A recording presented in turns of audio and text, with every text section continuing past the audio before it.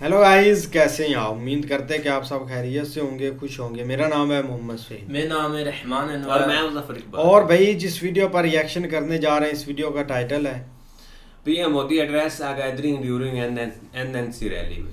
वाकई यार, कल दिल्ली में काफ़ी एक मज़ा आया था। वीडियो बहुत कमाल की। अगर आपको वीडियो पसंद आए तो वीडियो को लाइक और सब्सक्राइब ज़रूर कीजिए।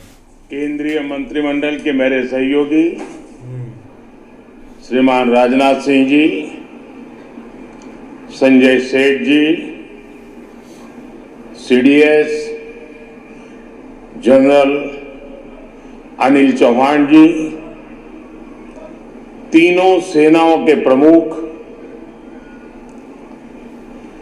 रक्षा सचिव श्री, डीजी एनसीसी, अन्य अतिथिगण और एनसीसी के मेरे प्यारे साथियों, आप सभी को एनसीसी दिवस के अवसर पर बहुत बहुत शुभकामनाएं।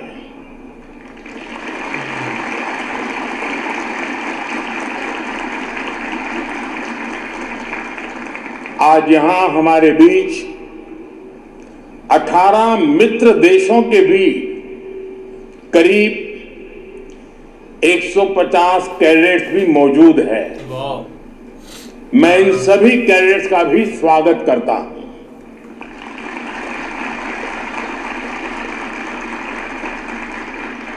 देश भर से जुड़े मेरा युवा भारत, माय भारत के साथियों का भी मैं अभिनंदन करता हूं। साथियों, रिपब्लिक डे परेड में सिलेक्ट होना अपने आप में एक अचीवमेंट है।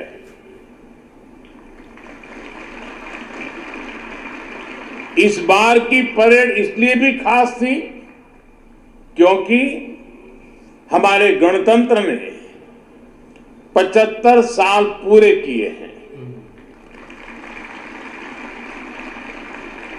दोस्तों, ये यादें जीवन भर आपके साथ रहने वाली हैं। भविष्य में आप जरूर याद करेंगे कि जब गणतंत्र के 75 साल पूरे हुए थे तब हमने परेड में हिस्सा लिया था।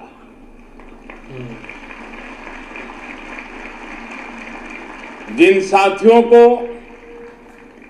बेस्ट कैडेट्स का अवार्ड मिला है उनको भी मेरी ओर से ढेर सारी बधाई। अभी यहां एनसीसी के कई अभियानों को मुझे फ्लैग करने का अवसर मिला। एनसीसी के ऐसे प्रयास भारत की धरोहरों को युवा एस्पिरेशन से जोड़ते हैं। मैं इन अभियानों से जुड़े कैडेट्स को शुभकामनाएं देता हूं। साथियों, जिस कालखंड में देश आजाद हुआ, एनसीसी की शुरुआत भी उसी समय हुई थी। एक तरह से आपके संगठन की यात्रा देश के संविधान से भी पहले शुरू हुई। 75 वर्षों के गणतंत्र में भारत के संविधान ने हर समय देश को लोकतांत्रिक प्रेरणा दी, नागरिक कर्तव्यों का महत्व समझाया। इसी तरह एनसीसी ने भी हर समय भारत के नौजवानों को राष्ट्र निर्माण की प्रेरणा दी और उन्हें अनुशासन का महत्व समझाया। मुझे संतोष है कि बीते सालों में एनसीसी के दायरे और दायित्व दोनों को बढ़ाने के लिए सरकार ने बहुत काम किया है। हमारे जो बॉर्डर के इलाके हैं, जो समंदर की सीमा से सटे जिले हैं, वहां एनसीसी का विस्तार किया गया है। आज देश के 170 से ज्यादा बॉर्डर तालुका और करीब करीब 100 कोस्टल तालुका में एनसीसी पहुंच चुकी है। वाह। मैं तीनों सेनाओं को भी बधाई दूंगा। आपने इन जिलों के युवा एनसीसी कैडेट्स को विशेष रूप से ट्रेन करने का जिम्मा उठाया। अच्छी बात। इसका फायदा आज बॉर्डर किनारे पर रहने वाले हजारों युवाओं को हुआ है। एनसीसी में रिफॉर्म का परिणाम हम कैडेट्स की संख्या में भी देख रहे हैं। 2014 में एनसीसी कैडेट्स की संख्या करीब करीब 14 लाख थी। आज ये संख्या 20 लाख तक पहुंच गई है। ये गर्व की बात है कि इसमें 8 लाख से ज्यादा गर्ल क्रेडिट है।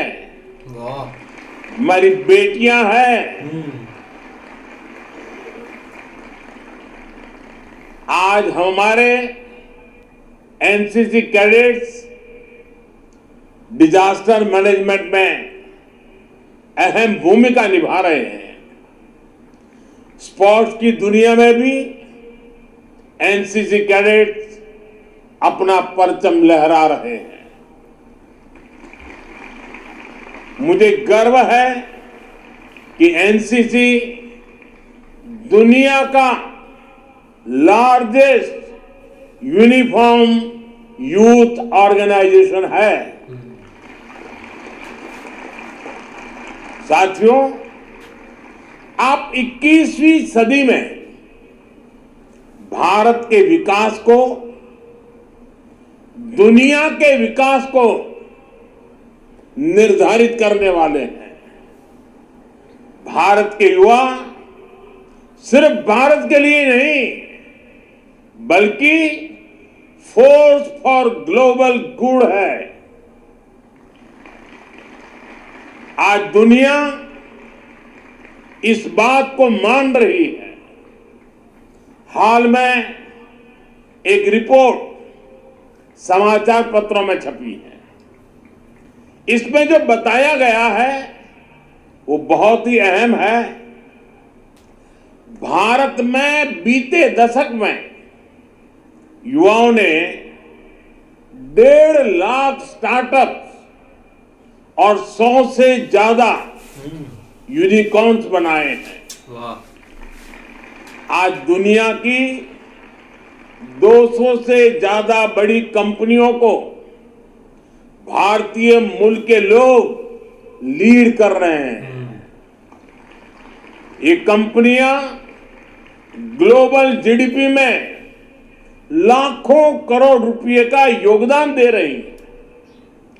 करोड़ों लोगों का जीवन बदलने में मदद कर रही है। भारतीय वैज्ञानिक, भारतीय रिसर्चर्स, भारत के टीचर्स भी दुनिया की प्रगति को गति दे रहे हैं। यानी कोई भी सेक्टर हो, भारत की युवा शक्ति, भारत के टैलेंट के बिना दुनिया के भविष्य की कल्पना भी मुश्किल है। और इसलिए तो मैं आप सभी को फोर्स फॉर ग्लोबल गुड कहता हूं।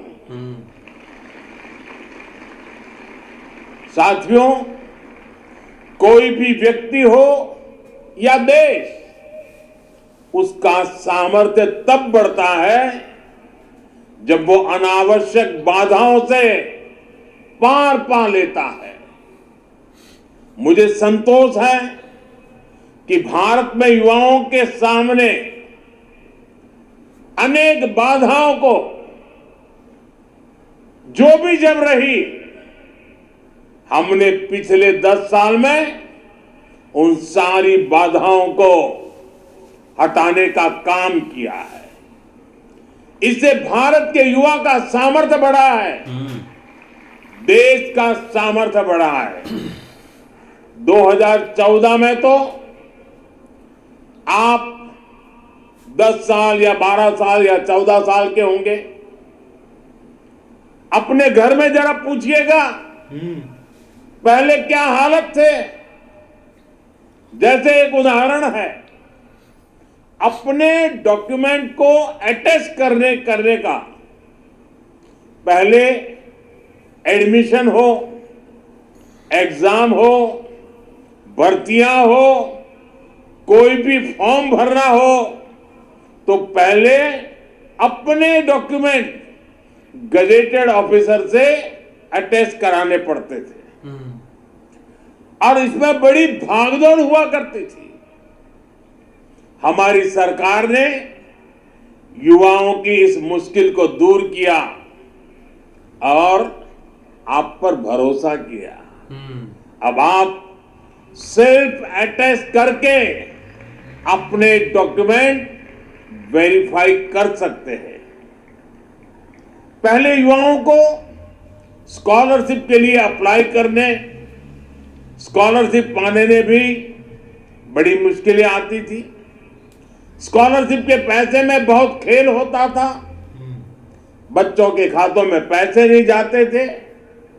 अब सिंगल विंडो सिस्टम ने पुरानी सारी मुश्किलें खत्म कर दी हैं। पहले एक और बड़ी दिक्कत होती थी सब्जेक्ट के सिलेक्शन को लेकर। बोर्ड के बाद पढ़ाई करते हुए कोई एक सब्जेक्ट ले लिया तो फिर उसे बदलना मुश्किल होता था। अब नई राष्ट्रीय शिक्षा नीति आपको अपनी मर्जी से सब्जेक्ट बदलने की फ्लेक्सिबिलिटी देती है। साथियों, 10 साल पहले का एक वो दौर था जब नौजवानों को आसानी से बैंक लोन नहीं मिलता था। बैंक कहता था कि लोन चाहिए तो पहले कोई गारंटी दो। 2014 में देश की जनता ने मुझे प्रधानमंत्री के रूप में सेवा करने का अवसर दिया, तो मैंने कहा अपने देश के युवाओं की गारंटी मैं लूंगा।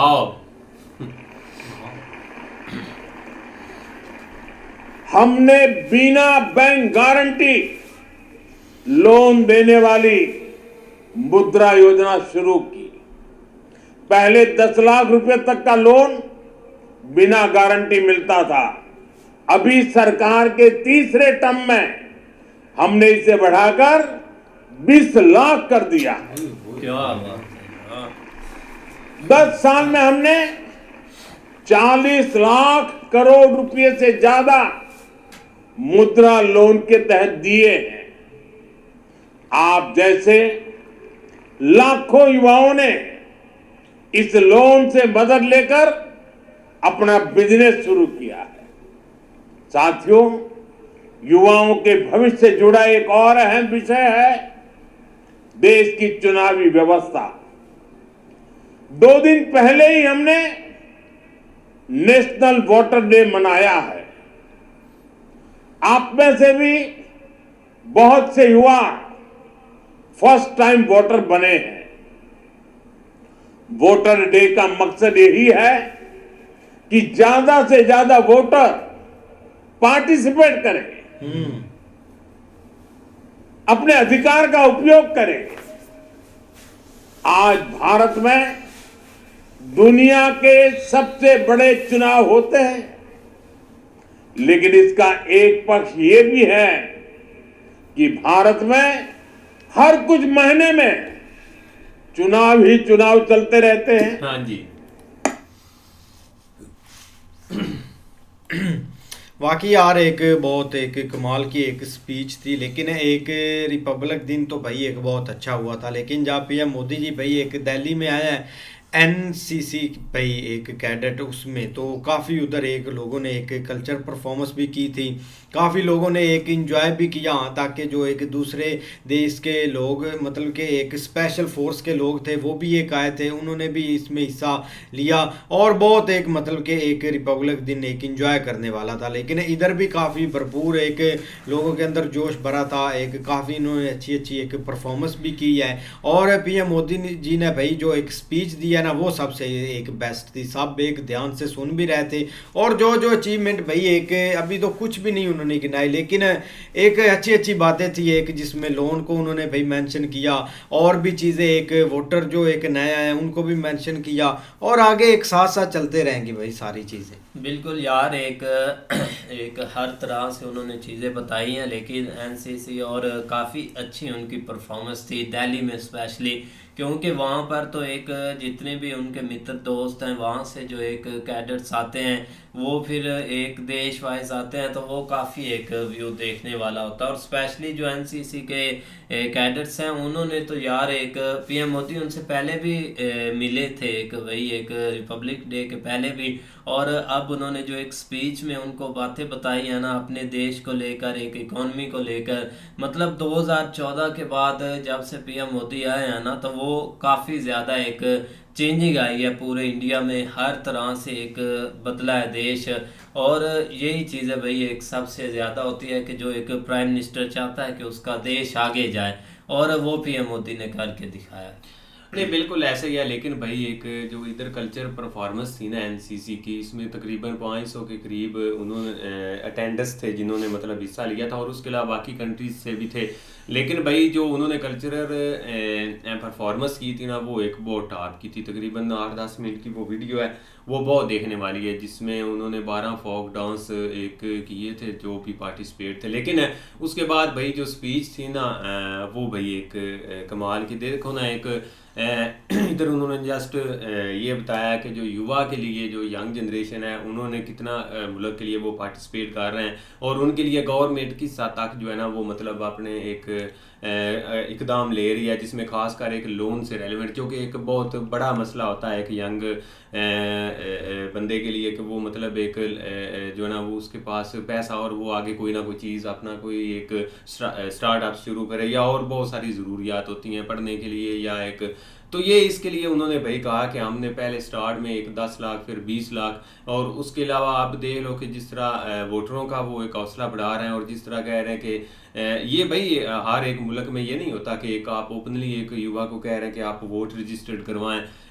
क्योंकि जो हुक्मरान तो डरते हैं कि कहीं यार यंग जनरेशन है ना उनसे बच के ही रहे, तो लेकिन भाई इधर खुली एक उनको, और सही बात है आए दिन जो है ना वहाँ पे इलेक्शन भी चल रहा होता है, लेकिन अच्छी स्पीच थी यार उनकी। वाकई यार बहुत एक कमाल की वीडियो थी। अगर वीडियो पसंद आए तो लाइक और सब्सक्राइब ज़रूर कीजिए।